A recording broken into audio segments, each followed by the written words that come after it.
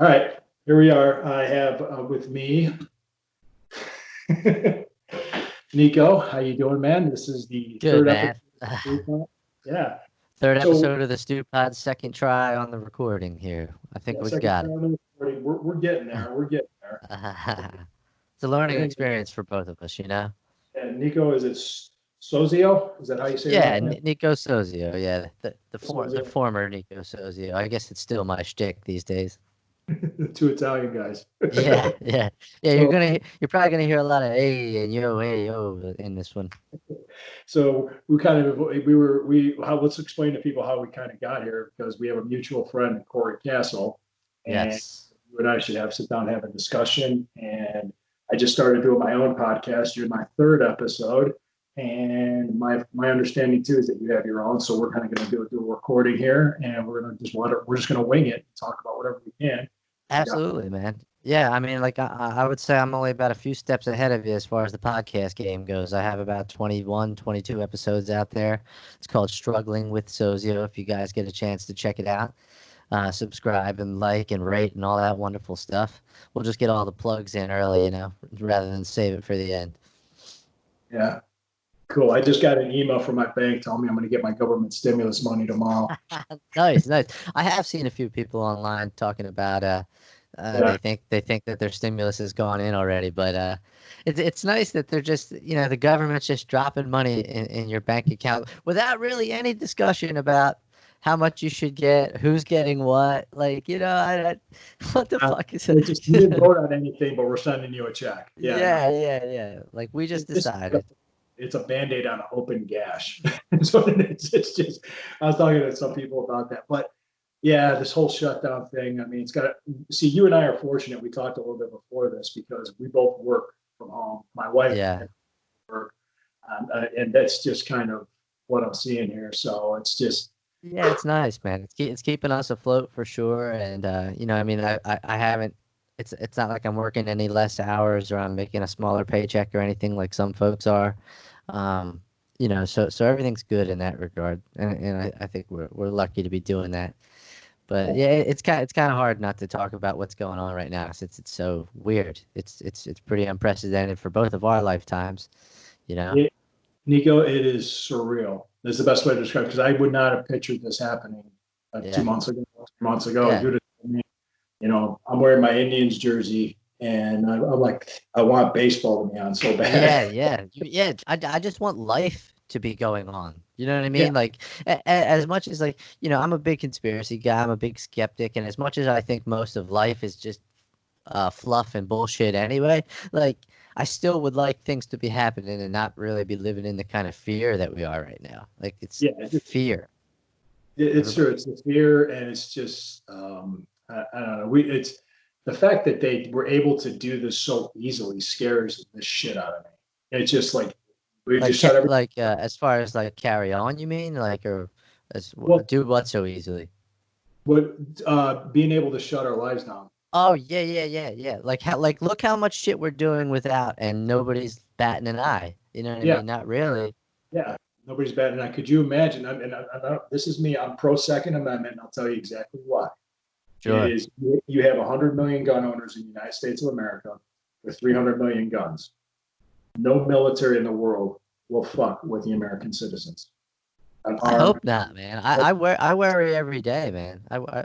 government in check. It's to keep an overbearing government in check. That's why it was one of the. That's why it was one of the first ones. It's the Second Amendment. The first one was free speech, assembly, religion, petition the government, that type of stuff. I think Yeah. I got them. History is like a hobby to me, but the second one is there for that. It is actually a God-given right for you to arm yourself and defend yourself. That's what Yeah. it's there. Right. Period. And I mean, you want to talk about people that cause violence and people that do shootings and all that stuff. Well, murder is against the law. Well, it Oh, is. right. Yeah, that certainly doesn't change, and I feel like that should be a God-given right, or known rule, just as much as it is your God-given right to defend yourself. It's just like you don't kill. It's certainly not another human being, like unless of course your life's being threatened, like you know what I mean, or whatever. They were able to shut everything down without firing a shot. How And about that? it's just like, wow, were we that easily manipulated? I think what it is, I think the reason is people are like, look, we don't want other people to go in harm's way. We're going to do this, but they can't keep it forever. This is not sustainable. And I think we know that. So, but we'll see what happens and how it goes. Yeah. Yeah, it scares the shit out of me, man. Like it just, because I have a 3.5-year-old, it's just, I mean, I'd probably think a lot differently about it if he wasn't in the picture, but because I am somebody's dad and I have a little kid, I'm really worried about the future, what the hell this means, and how many more rights we could potentially lose as a result of this behind the scenes, the way they kind of did with 9/11. You know, I feel like we lost a lot of privacy and a lot of rights based on protecting us from terrorism, and now we're going to lose a lot of rights and privacy based on protecting us from ourselves. And if anybody can't see that, I don't know what else to tell you. It just, I get a little heated about it because like so many people argue with me about it, and it's like, look, it's black and white and it's in front of your face. I don't know what else to tell you. I don't know what else to tell you. Well, think about this too. We didn't have an income tax until World War One, the First World War, and we did that to raise money for the First World War. Oh, it's just temporary. It's still Yeah. here. Yeah. Well, exactly. Oh, it's here. So that is this gonna be another one of those things that's like, it's not coming back unless we have to physically forcibly take it back. And I'm not calling for that either, but I'm not Right. I'm not going on my podcast starting calling for the overthrow of the government. But with that, we'll save that for my bullshit. We'll save that. That's for my show. Yeah. if you have 300 million guns and 100 million armed citizens, no standing army in the world will invade us. They Yeah. won't. I hope not. Yeah. No, they won't. It's gonna be bad. That's why Japan never invaded the U.S. home mainland, because they knew we were armed. They Wow. wouldn't do it. Yeah, Wow. that's the truth. It just came out like that. They're like, no, we're better off keeping it. And I think even one admiral said after we bombed Pearl Harbor, they thought we just woke up a sleeping giant, because industrial, Yeah. and that's how we beat them. They just couldn't keep up with the industry. But we don't want to get into this history. So I didn't attempt. Yeah. That's for adults to talk about. That's for.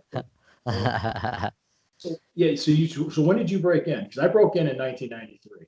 93. Well, yeah, you said you're a solid decade older than I am. You said you're 47. I'm 37. I started training in 2002 and had began wrestling regularly in 2003 for Combat Zone Wrestling out of South Philly, South Jersey area right there. Who trained you? Who trained you in Philly? The primary trainers at the Combat Zone Wrestling School at the time were John Dahmer and Eddie Valentine. I don't know if you were familiar with those guys. They went by the tag team name VD. Eddie shortly after had left the company for various reasons, but so a lot of my fundamentals and a lot of my early stuff came from John Dahmer and a variety of the CZW locker room that would frequent the school at the time,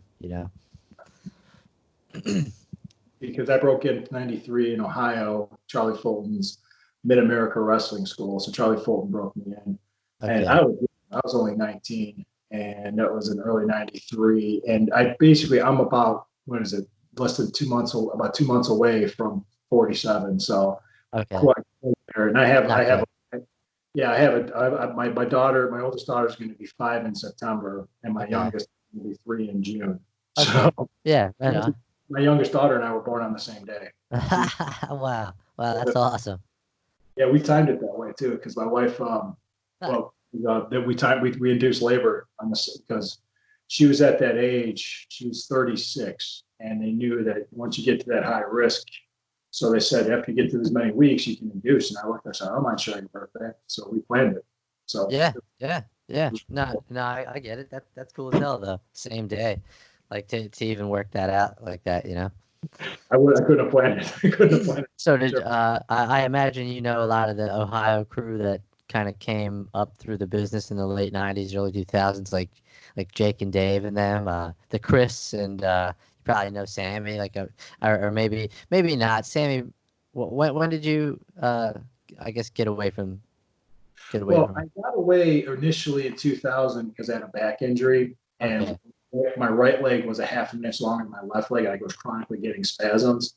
Instead of taking pills, I took some time off, and I did physical therapy to correct it. Okay. Better. And then it was like I was on the shelf because I had other things going on. I didn't get back in until 2005, and I did that Okay.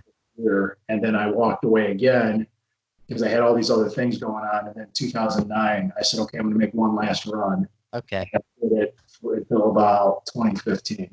So Okay. yeah, so but it's just the thing that got me was just the drastic change from 2000 and 2009, where I was trained. You locked up, you called it in the ring, and you went. You worked some stuff out in the locker room, but man, you went out there and you called it because you don't really know how it's going to go. Right. Well, everything's rehearsed in the locker room. Yeah.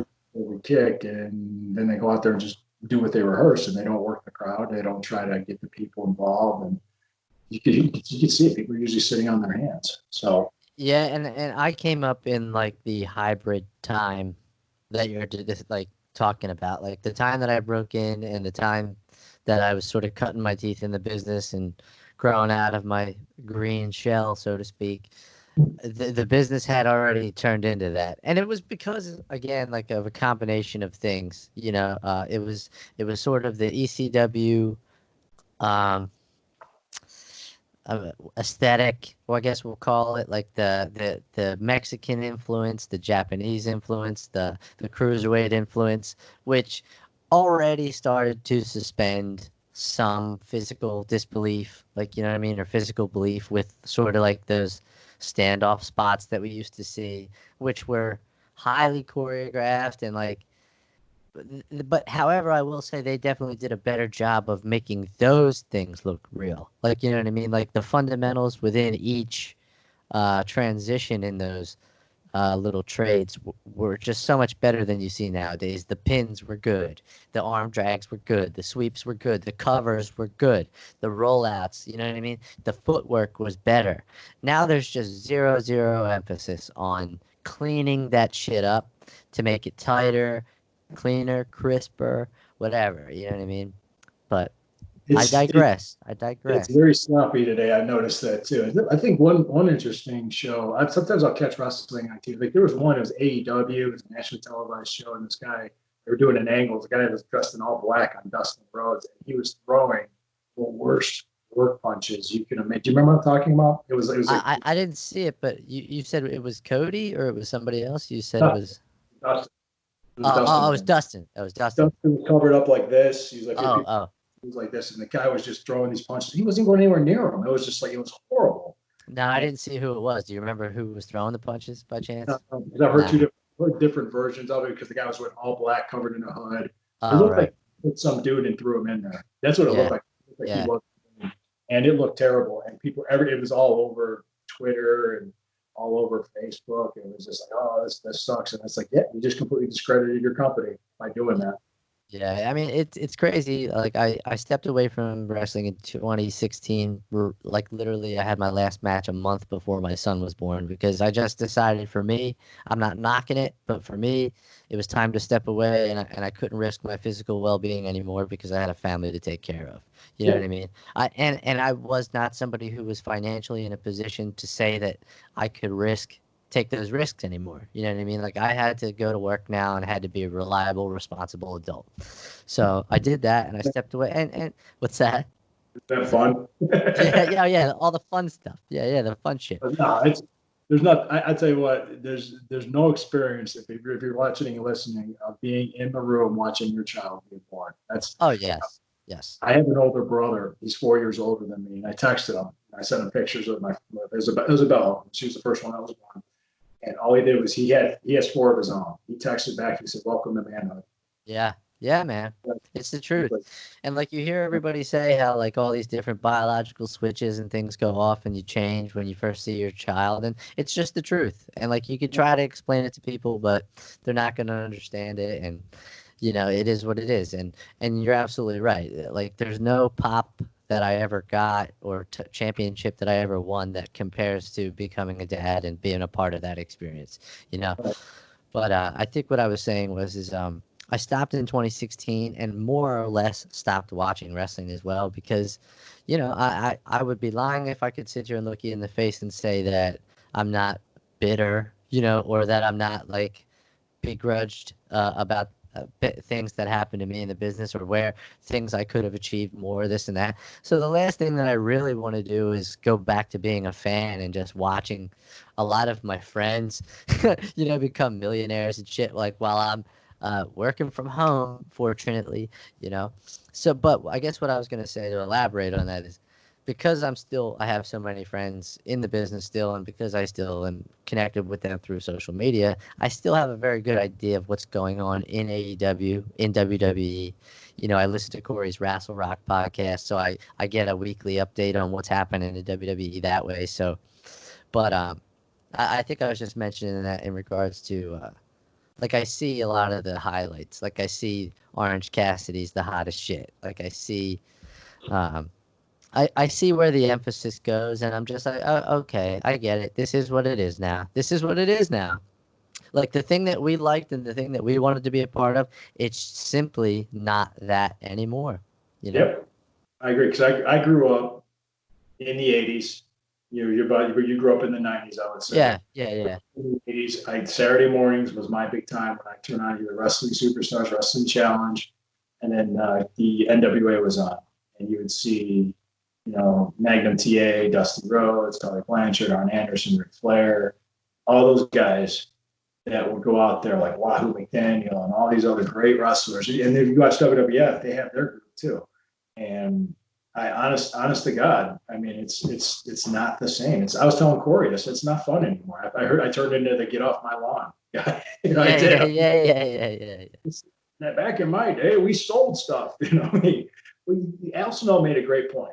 Al Snow made a great point is that the reason why guys don't sell anymore is because they're worried about what they have to do next instead of just letting them. Oh yeah, of course. The next spot. I got to get to the next spot. They're rushing. I said, no, take your time. There's no rush. You just let the people digest what's happening. Because have you ever been to Cauliflower Alley Club in Vegas? Nah, never been there.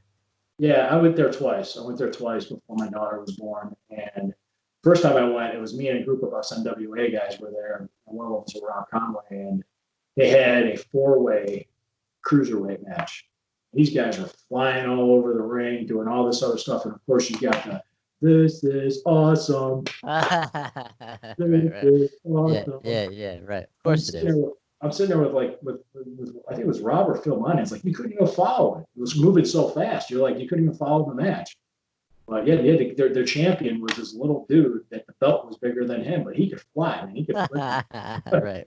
But yeah. But you know what? But like you're saying though, like they're not wrong. It is awesome, but it's what you're not understanding is now the whole card is fucked up, because now the second match has to do better than that, and the third has to do better than that, or you know what I'm saying? Like, typically, each match on a card has a responsibility, and it's to put a person over, the face or the heel, to further a storyline along, to get to the next month. Maybe it is a throwaway exhibition that we're gonna see how the match goes, we're gonna see how the crowd reacts, and then it may become something based on that. I'm sure you saw that a million times over the course of your career, where a match got booked, that Saturday came or whatever, they did it, it was amazing by chance, and then like John Zandig or whoever books it again for the next month, or they become a tag team, or whatever the hell happens. We get well together, we can make money. Let's program. Let's exactly. Set up right. Yeah. Did you see the way they got behind them during that exchange? Like, the crowd was really into these two. All right, well, they're gonna fight for the next 6 months. You know what I mean? Great. Program, and the best thing to do. And I've seen a lot of booking mistakes where once the baby face pins the heel, the feud's over. That's it. Yeah. Unless the heel gets up and does something to keep his heat. He has to do something to leave him land to get the heat back. But otherwise, that's it. I mean, once the feud's over. And I like what WWF, old school WWF, what they used to do. They did it with Greg Valentine, dropped the Intercontinental belt to Tito. They did a steel cage match where the baby face didn't get pinned or submitted, or the heel didn't get pinned or submitted. He just lost the race outside of the cage. Oh, I see. Like that's how they did blow-offs at Madison Square Garden, like they did it with Hogan and Morocco. Hogan didn't pin Morocco. He I think Morocco might have won by count out. Freaky way he won by count out Sure, before. sure. A couple times, like he just kept, and then Hogan's like, this is it. He's in a cage, can't win by count out. Hogan just won the race outside of the cage, which was that was the way they did it. That's how they kept their heels strong by doing it as a bluff, because they did it with Piper and Orndorff too. So it's an interesting way. It's an interesting way they look at it. I never even thought of it that way, but Oh so yeah. yeah, so smart. Well, Vince McMahon Senior was old school that way, and Vince Jr. did a lot what his dad did. He just took it nationally, because they had that model with Bruno Sammartino, where they had that strong babyface champion, and they had monster heels trying to chase him. That was their business model. So they did that with Hogan. That's how they Yeah. did 84, 85. So Yeah. It just boils down to recognizing that the people that are watching wrestling are relatively simple. It's a simple business and it's a simple form of entertainment. And, you just shouldn't even bother trying to overcomplicate it the way some companies do now. And yeah, something else I was going to touch on too in regards to, I guess, kind of how this happened, what has happened. It's been a collective effort from everybody, from the fans, from the workers, from the booking, from the management, from WWE to AEWs, PWGs, and it's been a collective effort to give too much and to consistently raise our own bar too high and have to constantly top it, and it's just a matter of, I think it was Dave Marquez one time, a guy from Championship Wrestling from Hollywood. He has a lot to do with NWA's product now. He said, yeah.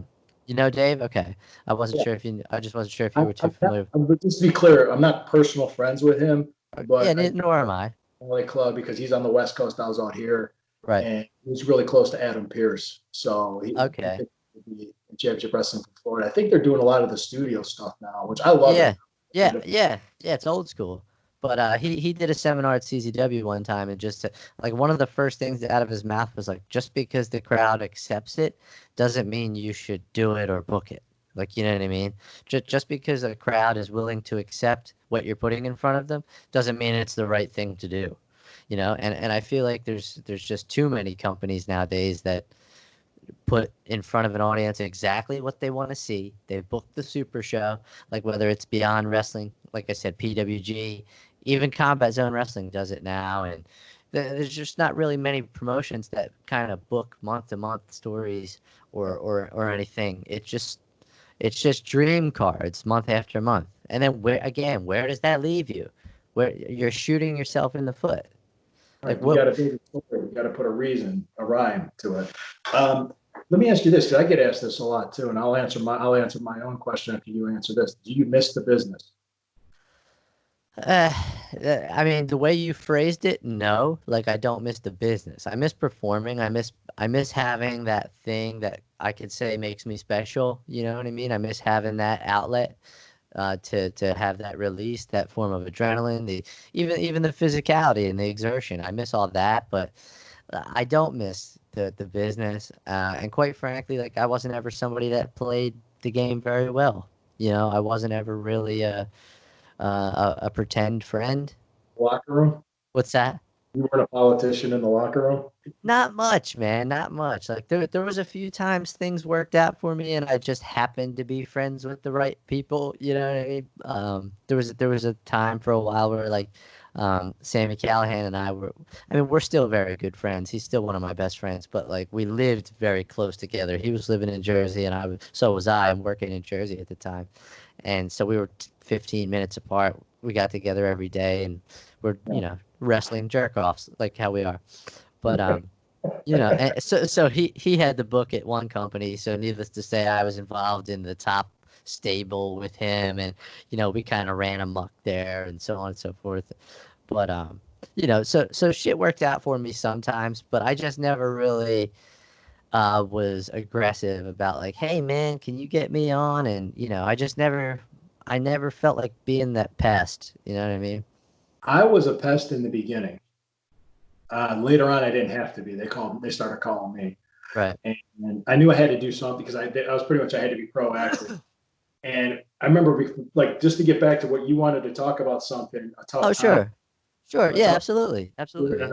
because I knew exactly what it was. It was a turning point. for me. Picture this, because how I got on the shows was for the first year I pestered. I got on shows. One time, this guy, Lord Zoltan, his name's Ken Jugan, he reached out to me on a Saturday morning because there was a show in Akron on a Saturday night saying, "Hey, Gino Rocco's not going to make it. Do you want to work tonight?" I said, yeah, I'll come. Yep. I ended up wrestling this guy, T. Ranchula, and all these other Pittsburgh people were there, and they watched me work with T. T was like this monster heel. So they saw me bump, they saw me sell. We had a really good match. T loved me. I started working in Pittsburgh regularly after that. Awesome. Yeah, I mean, it's as simple as that. I didn't have to do it anymore after that. But I always thought that method would work to get me in somewhere else because I'm good enough, I can do it. So all these people for 2 years after that, about a year and a half, 2 years after that, were telling me, "Oh, you're great, you're awesome. They're building up my head, they're filling up my head. You're gonna get hired by Vince. You're gonna do this." Well, I went out in December of '95, maybe, or early '96. We went out, we did a road trip. We went to the ECW arena, and I saw ECW live. The guy that I rode with a lot, Frank Stiletto, worked with Tommy Dreamer on a different show in Reading, Pennsylvania, I think so. Or it was a Jim Thorpe. I can't remember. Might have been Jim Thorpe, Pennsylvania. So we worked with Tommy Dreamer. So Frank knew Dreamer. Frank got in the locker room. I didn't. But Dreamer came out and talked to me. I got Tommy Dreamer's number from him. I pestered him, sent him a tape. He was honest with me. He watched the tape. Then he showed the tape to Taz and to Perry Saturn. You know what he told me? "You're not ready. You're green." Wow. So he just said, did he give you any other like feedback or pointers? No. He gave me pointers. He gave me feedback. Yeah. That's the first thing he said. Right. And it felt like somebody kicked me in the balls and went to the roof of my mouth. Ugh. It was tough because I was hearing all this stuff from other people. I was good enough. I was going to make it. I just thought, okay, this is the next step. ECW and WWF, right? Just need to, make my way into ECW and get over there. Well, I thought I could do that, but that wasn't the case. I wasn't ready. I was green, and I didn't realize it then. I didn't know it then. Looking back now, yeah, I was green as grass. And Tommy Dreamer probably sit here and laugh and say, "I remember." Right. But my point being was he told me exactly what I needed to hear because he advised me to go to Memphis. Well, Memphis didn't pay. I wasn't going to go down there and start. I was a college student, wanted to make sure I finished school. So I did the next best thing. I hooked up with a guy in Pittsburgh, PWX Wrestling, Jim Miller. Ran regularly. So I just started working regularly. He just said, "You need to get in front of people and work. You just need more experience. You got the tools, you just need the experience." That's all he said. He goes, "Go to Memphis. Everybody I know that's been anything in this business has been through Memphis, Tennessee." So I was like, man, I could go down there and work for Jared and Lawler. I did have family in Tennessee. That was about 2 hours away from Memphis. It was like right between Memphis and Nashville. So I could have possibly done that trail and stayed at my relatives. And drove around a basic, but I wouldn't have had anything to eat. I would have starved if I would have done it. But maybe if I did that for a year or two, really built up some credibility and experience, worked for Lawler, worked for Jarrett, whatever I could do, that would have been great. However, I didn't do that. But I got the experience in Pittsburgh, and I took the feedback, and just by me working regularly in front of people, I improved leaps and bounds. I got even better. And there was a show. I think I want to say it was a show. I think it was late '96. I was after about a year of doing that, working regularly. Shane Douglas, because this was my idea. Raven couldn't make it. Scotty couldn't make it. So we're in Pittsburgh. I said, "Get Shane. Call Shane. Get Shane. See if he'll do it." I even put up some of my own money to get Shane. I said, "We got to get Shane." So I did it. Shane brought Dominic DeNucci, who trained him. Dominic knew Charlie, so it was easy. Dominic watched the matches. He watched me work. He went up to the guy that I worked with. He goes, "Hey, he knows what he's doing. Huh?" He was trained by Charlie Fulton. He goes, "Oh, yeah, okay, that's all I need to hear." All right. He came up to me, shook my hand. I said, "It's an honor to meet you, sir." He goes, "How's Charlie doing?" I said, "Charlie's doing great." We talked a little bit. Then he went and told Shane. Shane was at ECW. Put the bug and ball in his ear. Later on that year, I was good friends with Blue Meanie. And Brian introduced me to Paul Heyman. And Paul Heyman looked at me and he went, "I've seen you work before." And this was at a show in Pittsburgh. So I got in the ring and worked with those guys. And I worked with Tracy Smothers. I worked with a little bit with Guido, I worked with Spike Dudley, and I worked with Rick Rude a little bit. So here I'm in the ring with Rick Rude. I mean, oh my God. That's fucking cool as hell. And Paul Heyman said I had the best babyface look since Mikey Whipwreck. He watched me work. He watched me sell. Holy I got a match that night. Wow. Taking Tommy Dreamer's advice, I had my first match that night, and I worked regularly for ECW for a little bit. I wasn't over big as a star or anything. I'm thinking it went from like maybe August of 97 till maybe about March of 98, because I made a decision. I'm going to go finish college. I can do it. I could finish college in 15 months. Right. I did 2 years worth of school in 15 months, just taking one extra class and going through the summer. Oh, okay. So basically, I finished up school in July of 99. That's when I graduated from college. And because I was going part-time, class, I said, fuck it, I'm just going to get it out of the way now. And that's what I did. So needless to say, I left ECW. By the time I came back, when I got done with college, before I was going to go back, they were a financial mess. And I said, I was going to say, at that point, it was fucking toast almost. Like, what was it, 01 that they went under, or 2000? There were rumors, you hear stuff through the grapevine, guys' checks were bouncing, and it was a mess. And I just went, I'm fine where I'm at. And then a year later, Beck was hurt a year later. So it's kind of like, who knows what it would have done to me. But so anyway, and I was still doing WWF TV. So I was still doing TV for Vince. So that was fine to do that. So I didn't mind working for Paul. It was great. But just to get that understanding, Dreamer told me exactly what I needed to hear, because Perry Saturn and Taz said the exact same thing. Mm-hmm. They said, "Do you see anything I'm not seeing?" And for him to do that, instead of me kicking the dirt saying, "Well, F this guy, fuck him, I'm not going to listen." Sure. Listen to him, and he saw me about the year and a half later. He goes, "I couldn't believe it was you. How you doing?" Yeah. I mean, he told me, he goes, "You impress a lot of people. You listen to me." But he even told Paul, he goes, "Yeah, that was the kid." And Taz came up to me. He's like, didn't you? He's like, it was funny what he did. I laugh about it now because he was fucking with me. I think so anyway. He said something to me like, "Hey, Marconi, did you send us a tape about a year and a half ago?" And I said, yeah. You guys told me I was green. I need more experience. Would you say you're not green anymore? And I'm like, no, I'm still learning. I was like, no. Oh yeah, no, he was. I bet you, I would wager to say he was fucking with you, but I don't know. Well, who knows back then. Paul Heyman started laughing when he did it. Yeah. Right. He either knew he was fucking with you, or he was trying to diffuse the situation. You know what I mean? Like that. But it was no. The thing is I always had pretty good people skills. I'm not stupid. Oh right. Yeah. Get heat with the top guy in the locker room when I first started. So, but yeah. So I worked there regularly for him. So that's any advice I would take. Well, the other thing Tommy Dreamer said too, that made me goes, I got a stack of tapes here of guys that look just like you, doing things just like you do. Hip toss, arm drag, or make yourself stand out. Right. And I was like, what do you mean by that? And he goes, well, any monkey can swing a chair. I'm not telling you to do that. You know, yourself different than everybody else. Make yourself stand out. So this is what I did. This is the first night I was at PWX, which what he meant by that was, if you're seeing everybody else wrestling, you brawl. If everybody else is brawling, you wrestle. People are talking, maybe don't talk as much, or don't talk. You know what I mean? Yes. So, sure. I caught on to listening to the whole show because I was the last match, because we came in as guests from Steel City Wrestling, and I was sitting there listening, and everybody after their match got on the microphone. Everybody after their match got on the mic and cut a clip. So we're supposed to do our promo. We actually had one planned out. They wanted us to do it. So I'm like, well, it's not going to mean anything. So all I said, I was on the mic, I just went, I don't need a microphone to get over. And I gave it back to him. That's all I said. Yeah. I don't need a microphone. And from that point on, it became like this huge catchphrase. Like, I don't need a microphone to get over, because people in the locker room popped when I did it. And I did not talk on the mic again until I won one of the belts.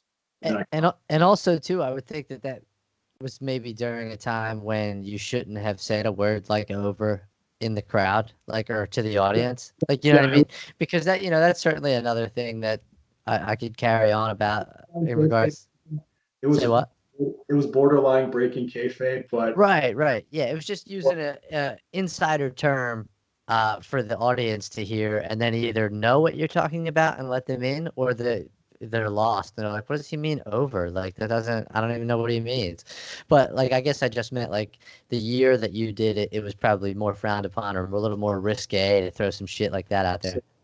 96. Because I remember the lecture I got from Norm Connors before going there was, um, Yeah, yeah, it's just yeah. funny. Like, dude, don't have an ego. Don't have an ego. Just don't have an ego. Because the thing was the talent level there, and this is no knock on them. They didn't have the training that I did.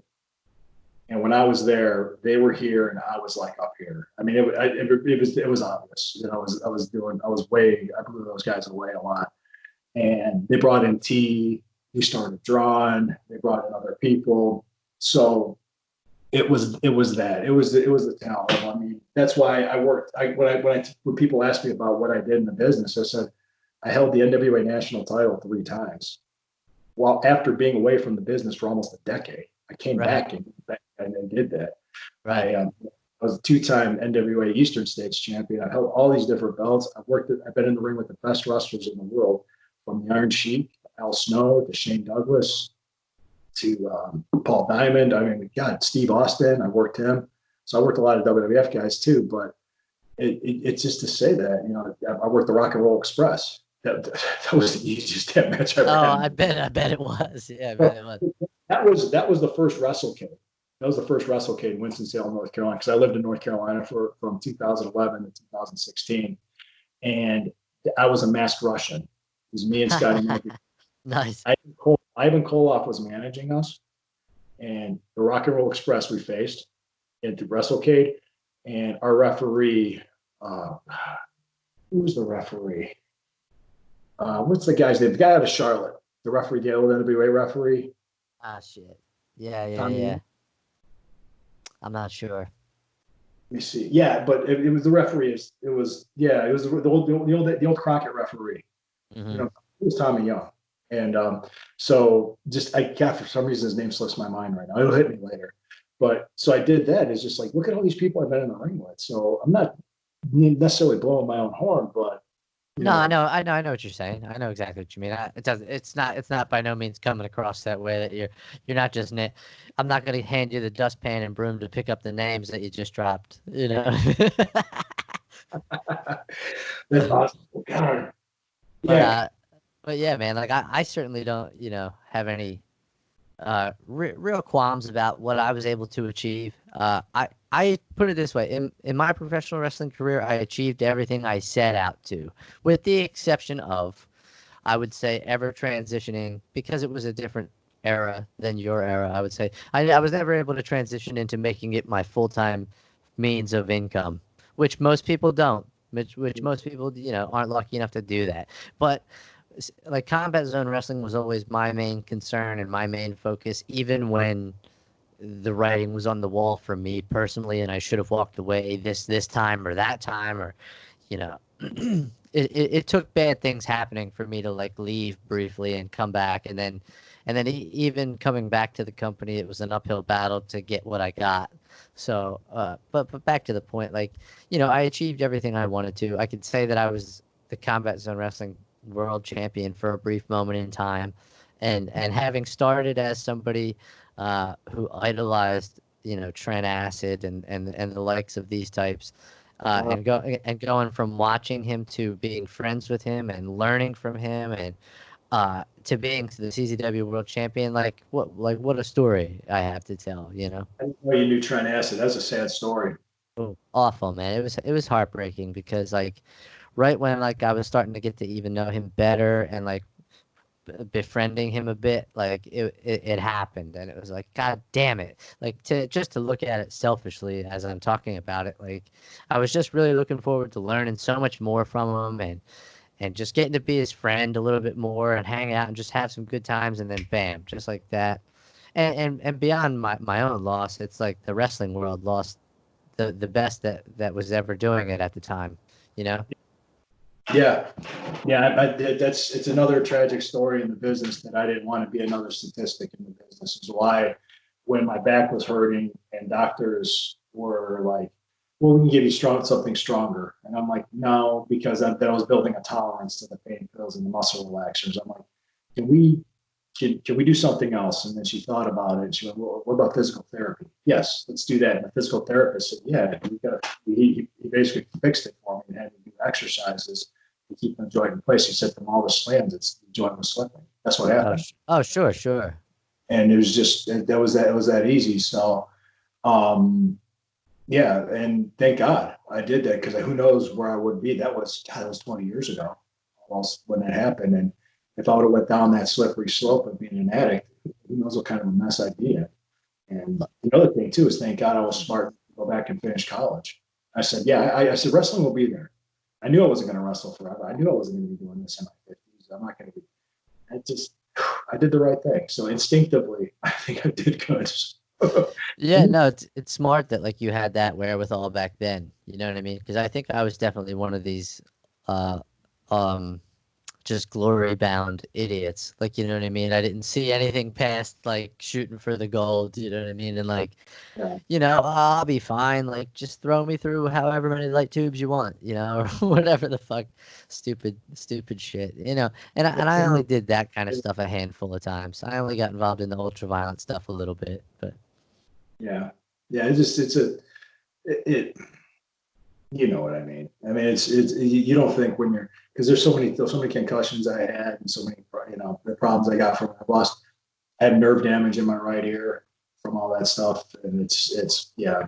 There's times I forget things. There's times I misplace stuff. It happens. So yeah, if anybody, I would say do not do the hardcore thing.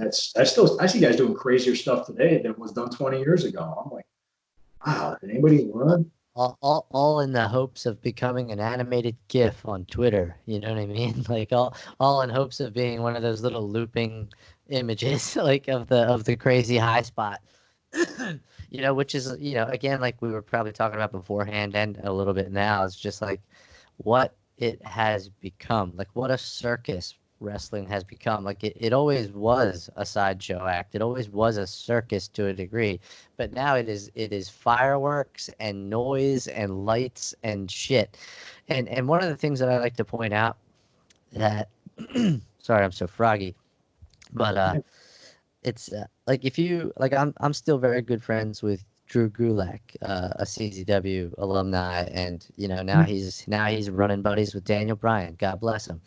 You know, but what the heck was I gonna say about Drew? Um, You're running with him. It's about the sideshow it became, and uh, yeah, just crap. I like totally lost my train of well, thought. while you gather your thoughts, I Yeah. was doing about 10 years ago when I did a run. When I first came back, and I was doing a run, and I was getting the attention of the NWA because I was working in Pittsburgh, NWA East, and they said, get the attention of the NWA. So I was cutting promos on Adam Pearce, and I was also cutting promos on Daniel Bryan, but he was called Brian Danielson at the time. Oh, sure, sure. And yes, I don't know if it got back to him or not. I never met him, but I was like, it was a work. I Yeah, remember what I was gonna say, but I have it now, so don't worry about it. yeah, but I'm just saying, if I said Daniel Bryan, Brian Danielson, if you hear this, it was all work, man. Right. It wasn't a, I mean, because I was going, I mean, I was doing it so good. People were coming up to Adam Pearce saying, "You got to do something about this." And Adam Pearce, what is? I mean, he was laughing. He said, "I've known Lou for a long time." No, he loved it because he hugged me. He hugged me because he had the NWA World Title, Right. and I was making it mean something. That's what you're supposed to do. Oh, right. But Another yeah, lost art. A lost art falling on people. well, carrying a belt carries responsibility. It's not just a cool Facebook profile thing. But go All back to right. what you were going to say. Oh no, it was just like the comparison of like now to even 10, 15 years ago. Like I still am good friends with Drew is what I was saying, and like I follow him on Instagram. So like I'll see a picture of him wrestling whoever, Mustafa Ali on either 205 Live or SmackDown, and like they'll be doing something awesome, or maybe not. Maybe it'll just be a hold, or maybe it'll be a high spot. But like the crowd is on their ass. There's no signs. There's nobody cheering. There's nobody clapping. Well, I mean, it's a still picture. I can't hear if they're cheering or not. But there's just not anybody. Like now, just rewind to just 15, 20 years ago, even the Attitude Era, the early 2000s. Signs everywhere. People on their feet, loud, involved, interacting with more than just the red arrow, you know what I mean, that Neville hit. You know what I mean? Like when Neville would come to the ring, he would have his match. It would be 3-4 minutes tops of silence, except for when he did something twirly. Like, Right. is that what you want? Like, is this the goal? Like, you know what I mean? Is this what you want, Vince? Is this what you want, audience? You know what I mean? Don't you just want characters that you want to care about, stories you want to care about, and like, because that's what makes you care about every punch. You know what I mean? That's what makes you care. Like your guy's winning or losing. It's not just, oh, here comes the fucking flip-de-doo. Yep. Everyone, let's see the cool. Let's see the cool stuff. And speaking of that, I remember like watching the big pop was when Jimmy Superfly Snuka came off the top rope, Yeah, and people were waiting for it. They knew it, but they cared about Jimmy. yeah. And what made them care about Jimmy was he got a lot of sympathy when Piper's Pit hit him in the head with a coconut and whipped him. I think it was in Allentown, wasn't that in Allentown, Pennsylvania? I When they think did it might have been. I think it might have that? been. Yeah, and it was just like took his belt off and he whipped him and everything. It was just like wow. And I guess Jimmy was. You know what? Tonight. Do you ever watch Dark Side of the Ring? I have. I think I've only seen just the Benoit stuff. I haven't seen the other episodes yet. That's awesome. And they did another episode, one about New Jack, which I've got New Jack stories with me. And did one with the Brawl for It All, which I was there in Cleveland when they did the first round of the Brawl for It All, which it was Oh, reacted because it was like they didn't want it. They were booing. They're like, "What is this crap?" That was yeah, a whole idea. But tonight is about Jimmy Snuka because his girlfriend died in the hotel room. right. I know he's dead now, Lord rest his soul. But I can't remember his girlfriend's name. It's Maria Argentina or something like that. So there's a story behind that. So that's tonight's episode on the Dark Side of the Ring. But if you get, I turned Corey onto that show. Is that the story that quote unquote there may have been foul play, that one, like there, Yeah. okay, because I just remember, I don't know, details from years ago, something about that being on like the side of a road or something like that. I I don't know the whole story. I I, don't know I the whole again, story. again, like this is I'm replaying clips of snippets of things that I hardly cared about back then in my head. You know what I mean? Trying to piece it together. They do a pretty good job. Kevin Sullivan did respond to the Benoit one. He went on Jim Cornette's podcast and did the interview. Oh, I gotta And hear that.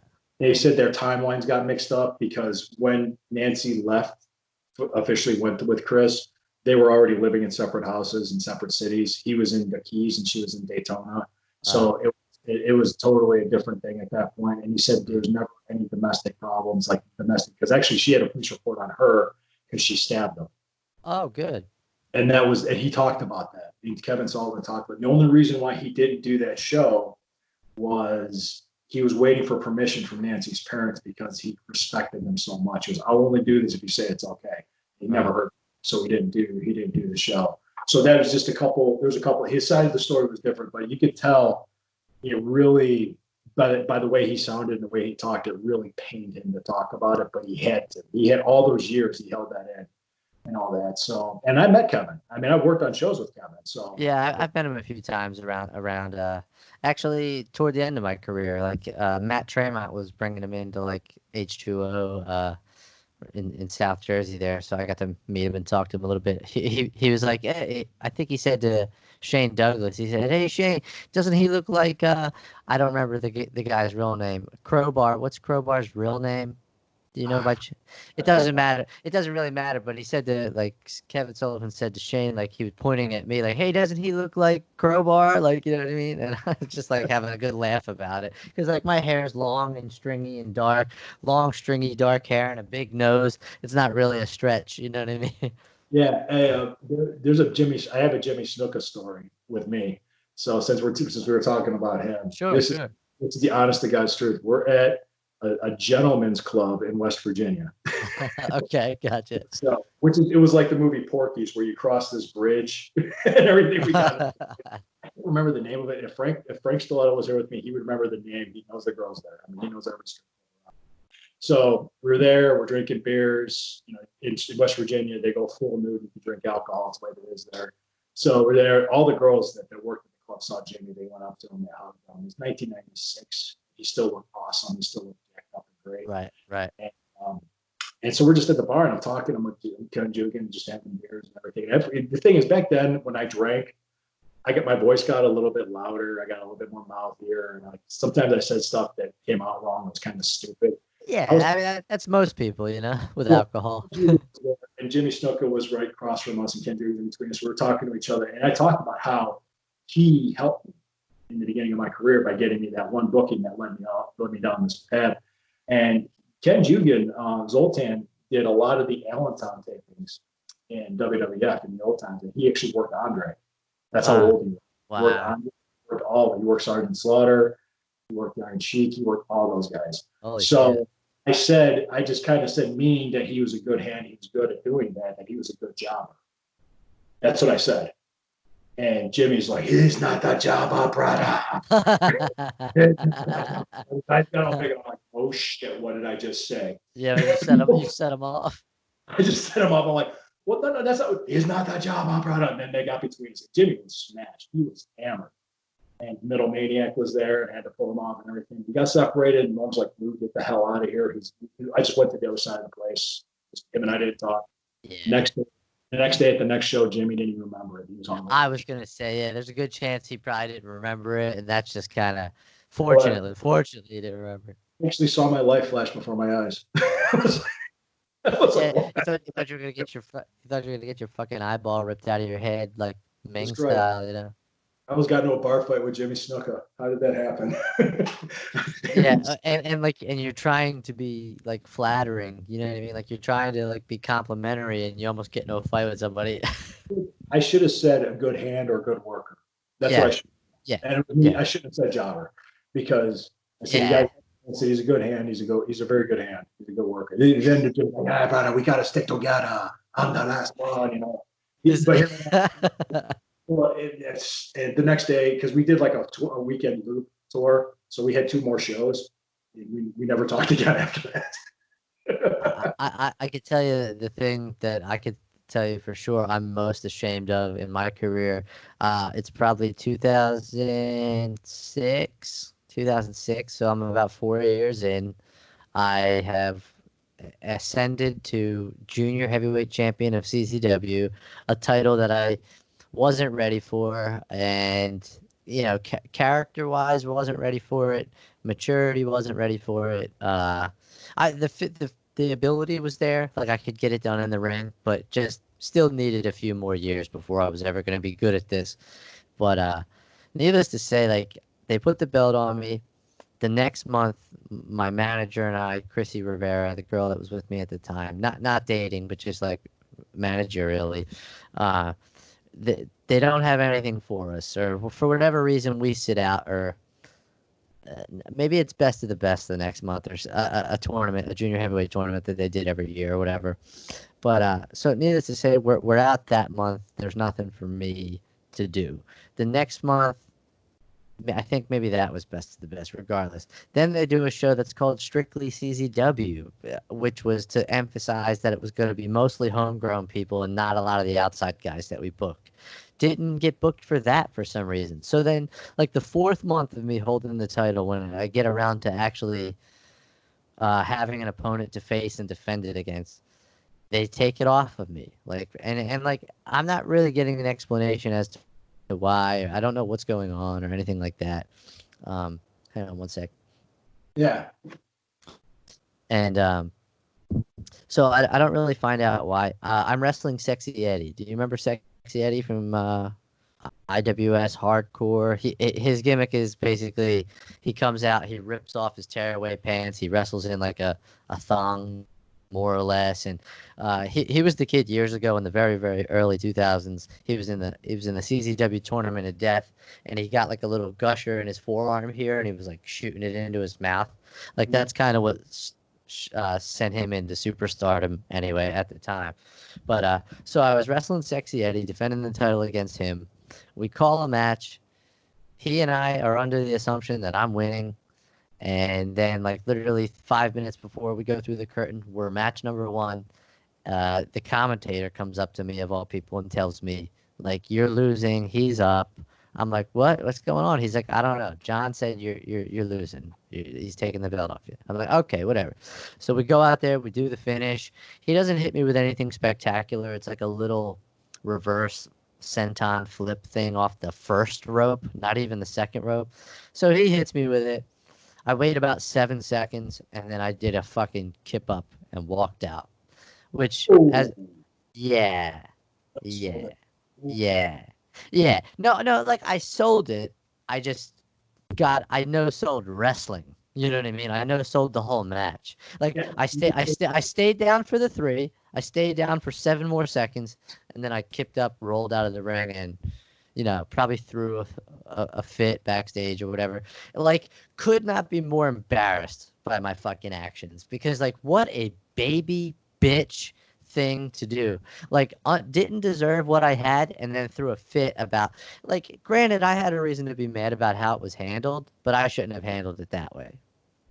Yeah. Not in 2006, not ever, really, Yeah, that's so, pretty embarrassing for me.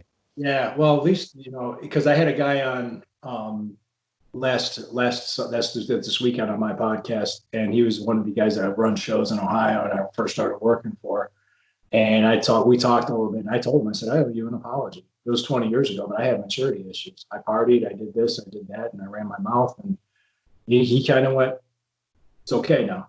It's all water under the bridge. We all did stuff we regret in our 20s. And I said, yeah, but at least I feel better now. I told you that. I was wrong.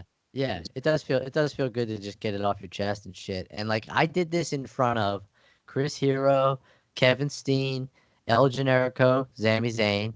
You know what I mean? These are the guys that were in the locker room at the time, up on the balcony at the ECW arena. I did this at the ECW arena, mind you, for Combat Zone Wrestling. You know what I mean? Just pissing on everything, dude. Pissing on everything. Being a little fucking baby, So needless to say, I go out to the back parking lot. You're familiar with the ECW parking lot and arena. And like, a lot of dudes came flooding out after me, like Sami Zayn and shit. Like, what the fuck? Because Sexy Eddie was with them. Like, he was with the Canadian group that came down, like the Canadian influx of guys. So they were all traveling together. He like comes outside and he's like, what the fuck, man? Like, what were you doing? Like, why would you do that? And I was just like, get the fuck away from me, man. Like, I was pissed off about it. This isn't your business. This has nothing to fucking do with you. Get away from me, And I got in trouble for it, and I ate shit for a long time.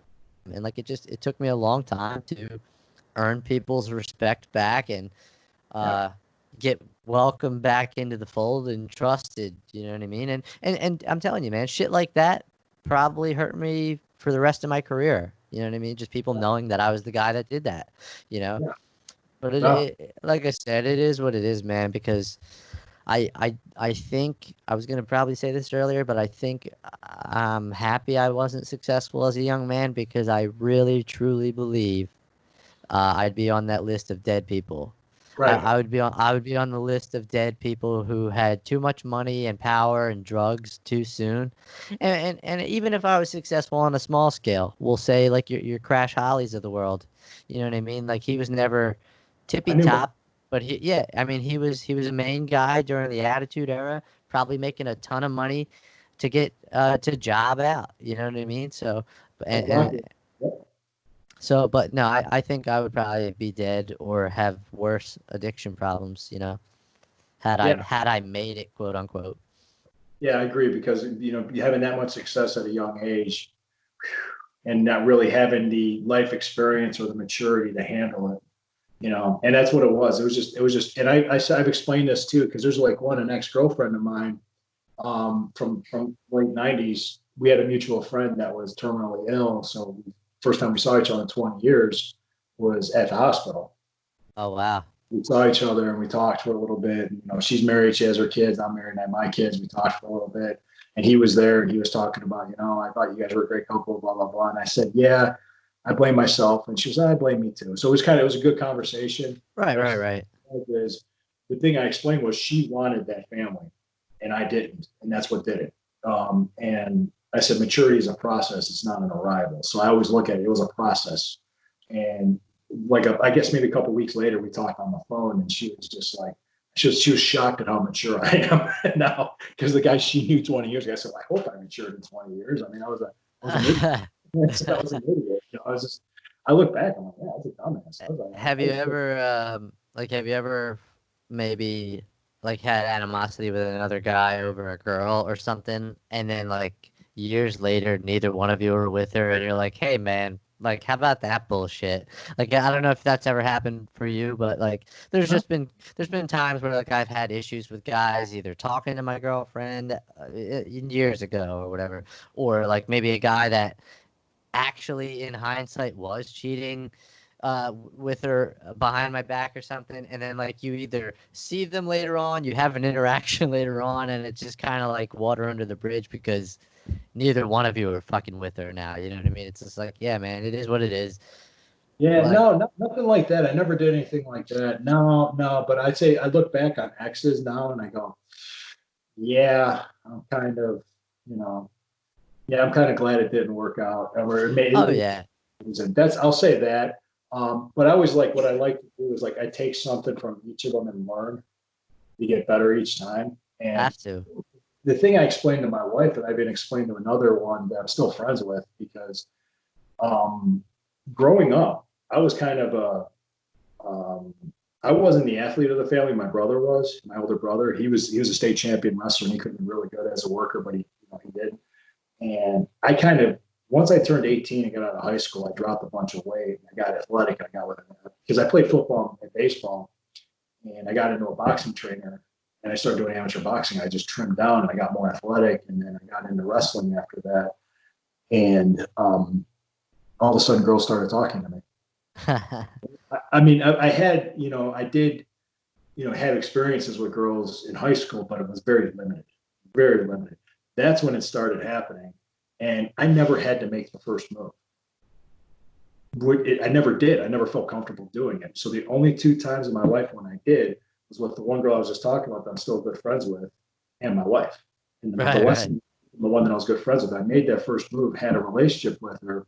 But the thing that screwed it up was I didn't tell her how I felt when I should have. Just been straight up honest. This is how I feel. Take it for what you want, and then let it happen. But I kind of beat around the bush. She took it the wrong way when I wrote it to her in a letter, and it blew it up. At that point, it screwed up.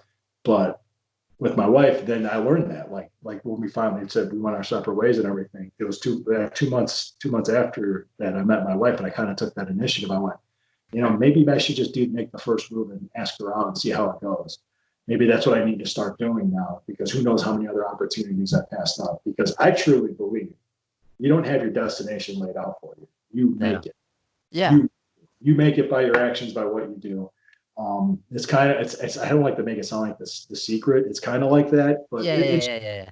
Well, no, it is. It's true. Because when you get the psychics and you got these people with tarot cards and horoscopes, you don't have your life's not laid out. You make choices. Yeah, the truth about The Secret is that like you can wish all you want, but the secret is applying yourself to the thing you want and trying to get it. And going back to what you're saying about making the first move, I've learned to adopt that a little bit later in life as well. That you don't get things you don't ask for, or that you don't break balls for. Like sometimes you got to break balls, man. Like some of the we could shit on certain personalities and types in the world, but like the ball breakers, the people that are always giving customer service a hard time. But guess what? They get what the fuck they want. You know what I mean? Like the person that's always at the grocery store customer service complaining about the sign being in the wrong place, and I want this for the $2.99, not $7.99. They get it for fucking $2.99 because the squeaky wheel gets the oil, as my dad likes to say. You know what I mean? So you got to ask for what you want in life. Don't expect it to come because you put it on a dream board. You know what I mean?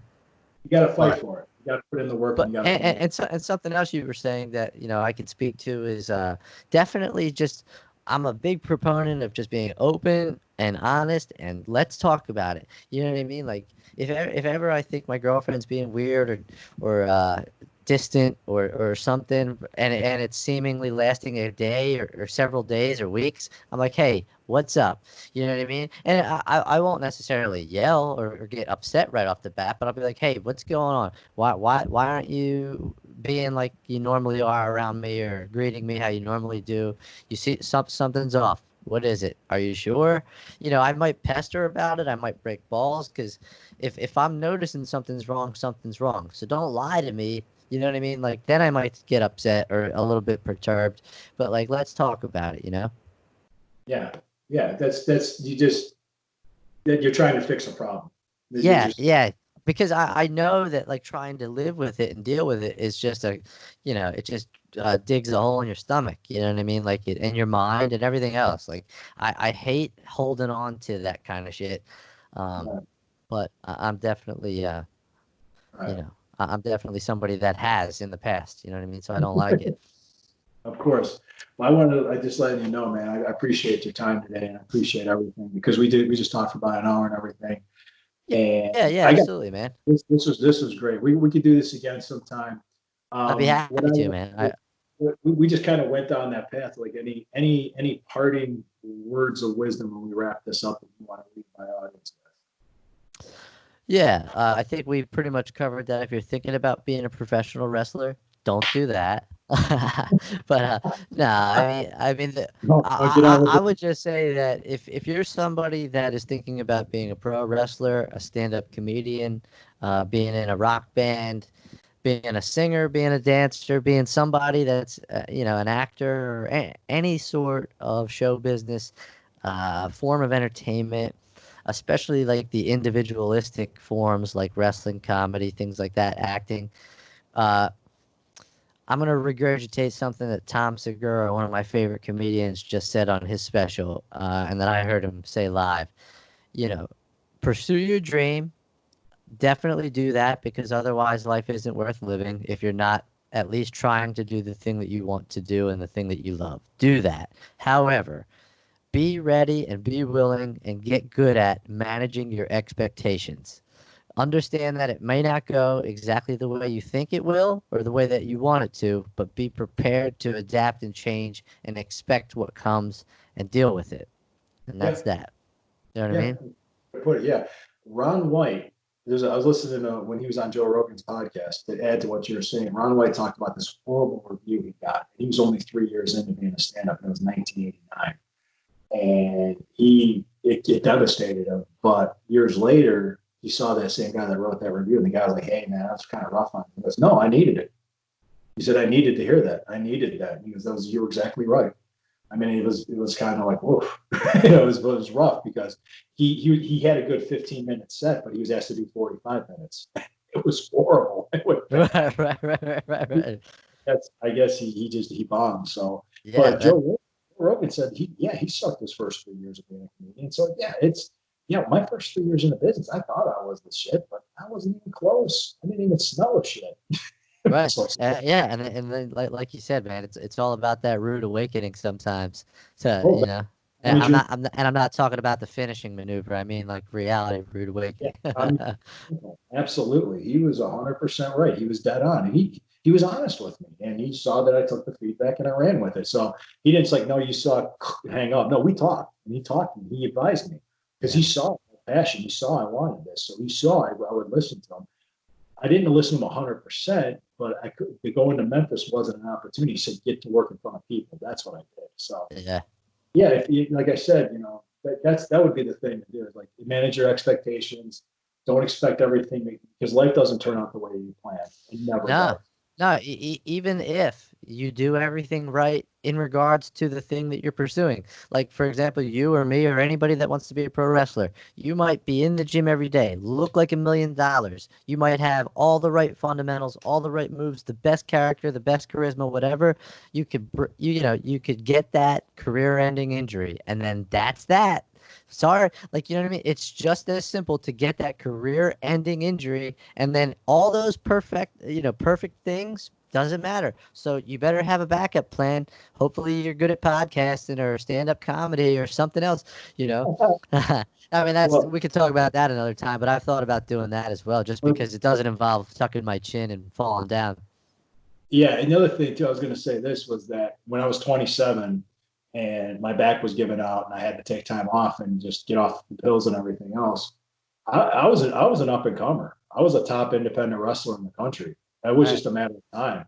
And for me, and I was 27, so I mean, I had about a good 8 years of Yeah. experience. I was getting into my 30s. Usually, when a guy hits his 30s, those are his money making years. Yeah. So He's it, seasoned a little bit, you know? yeah, seasoned, and I was mature. I had all that stupidity in my 20s out of the way, getting into bar fights with Jimmy Snuka or whatever. Yeah. Probably didn't look like a kid so much anymore either, you know what I mean? Like you matured a little bit. Yeah, it was coming along for me. Gone Just overnight. I was just a regular guy. lesson learned. Nothing humbles you better than life. Life humbles you. Okay. That's Every what I'll time. say. Yeah, life's a great teacher and a great humbler. Absolutely. It humbles you worse than the iron sheet giving you the camel clutch. And on that note, Yeah, and on that note, hey, it was great. It was great, Nico. yeah, And man. Thanks it, again, it, Lou. thanks again. And thank you, everybody. Hey, just before, make sure you like this video. If you're watching it on YouTube, if you're listening, subscribe. We appreciate it. We appreciate you taking the time for the words of wisdom from two Italian guys that used to bump for a living. All right. Have a good day. See you, Lou. Be good.